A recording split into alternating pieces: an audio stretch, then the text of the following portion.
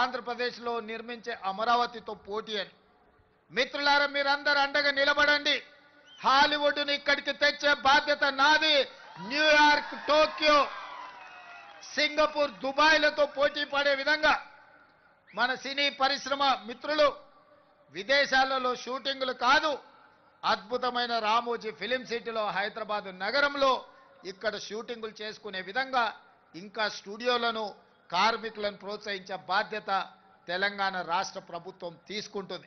అందుకే మిత్రులారా, ఈనాడు తెలంగాణ రైజింగ్ 2047లో మీకు ఏ విధంగా అయితే ఐటీ పరిశ్రమకు ఒక చాప్టర్, ఫార్మా ఇండస్ట్రీకి ఇంకొక చాప్టర్, ఎడ్యుకేషన్ ఎంప్లాయ్మెంట్కి ఒక చాప్టర్, హెల్త్కి ఒక చాప్టర్ ఎట్లయితే ఉందో ఫిల్మ్ ఇండస్ట్రీ కోసం కూడా ఒక చాప్టర్ పెడతాం.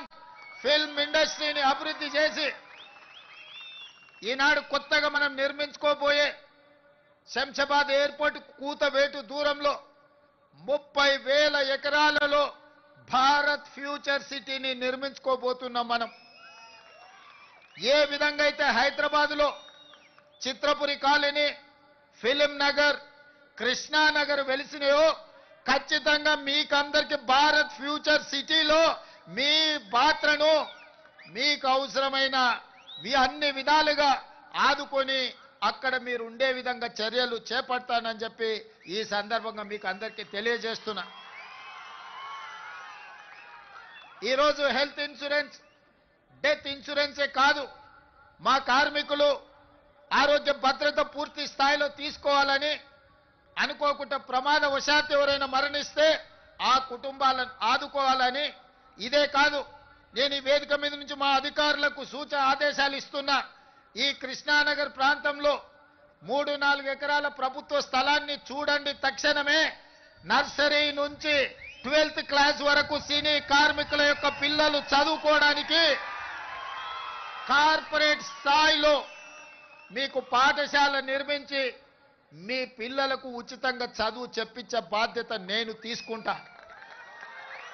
ఈనాడు మీ శ్రమ, మీ త్యాగం, మీ కన్నీళ్లు మీ పిల్లల భవిష్యత్తు కోసం, ఆ పిల్లల భవిష్యత్తు కోసం ఉదయమే బ్రేక్ఫాస్ట్, మధ్యాహ్నం మంచి లంచ్ పెట్టే బాధ్యత కూడా నేనే తీసుకుంటా.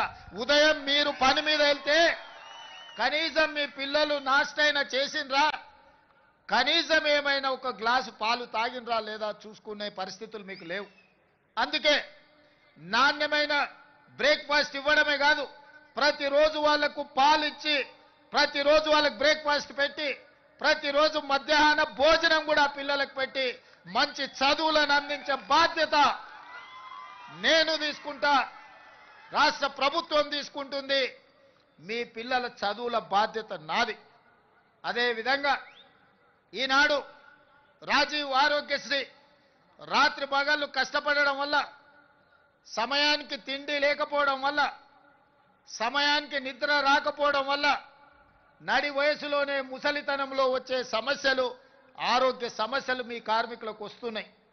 అందుకే రాజీవ్ ఆరోగ్యశ్రీతో పాటు మీ ఆరోగ్య సమస్యల్ని ఉచితంగా వైద్యాన్ని అందించే బాధ్యత రాష్ట్ర ప్రభుత్వం తీసుకుంటుందని చెప్పి ఈ సందర్భంగా కార్మిక సోదరులకు నేను తెలియజేస్తున్నా.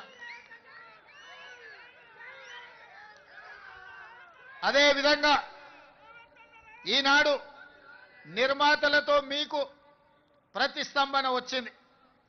ఆనాడు రాష్ట్రానికి చెడ్డ పేరు రావద్దు, 18 రోజులు మీరు ధర్నాలు, దీక్షలు, నిరసన కార్యక్రమాలు చేపట్టిన. నేనాడు నిర్మాతల మండలిని కూడా పిలిచి చెప్పిన, ఆ కార్మికులు కష్టపడితేనే మీరు నిర్మాతలుగా నిలదొక్కుంటారు.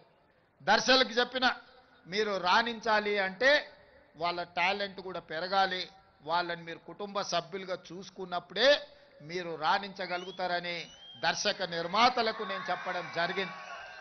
ఆ తర్వాత మిమ్మల్ని పిలిచాను, కూర్చున్నాను, మాట్లాడినాను, మిమ్మల్ని అర్థం చేసుకోవడానికి, మీ సమస్యల సహేతుకతను అంచనా వేయడానికి ప్రయత్నం చేసిన. అందుకే ఈనాడు మీతో కలిసి ఆ రోజే చెప్పిన, నేను నా ఇంటికి మీరు రావడం కాదు, మీ ఊరైన కృష్ణానగర్కి నేనే వస్తా. ఎక్కడెక్కడి సుదూర ప్రాంతాల నుంచి వచ్చే వాళ్లకు ఒక అమ్మలాగా ఈ కృష్ణానగర్ ప్రాంతం మిమ్మల్ని హక్కున చేర్చుకుంటుంది. ఇక్కడ నుంచి ఎదిగినోళ్ళు ఎంతోమంది ఉన్నారు. ఇక్కడ ఆరోగ్యం దెబ్బతిని ప్రాణాలు కోల్పోయిన వాళ్ళు ఈ కృష్ణానగర్కు ఉన్నది. ప్రతి ఒక్కరికి ఒక కన్నీటి చరిత్ర ఉన్నది. అందుకే ఈ కష్టాలను వీలైనంత మేరకు 100% తీరుస్తా అని నేను చెప్పను. ఎందుకంటే నేనేం దేవుడిని కాదు, మానవుడినే. తప్పకుండా ప్రభుత్వం చేయగలిగిన పనులు తప్పకుండా చేసే బాధ్యత నేను తీసుకుంటా.